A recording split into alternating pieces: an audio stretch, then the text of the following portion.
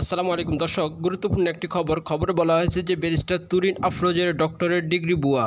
জানা যায়, Turin Afroz doctorate degree সম্পূর্ণ করেনি বলে ইমেইলের মাধ্যমে জানিয়েছেন সিডনির university of New South Wales.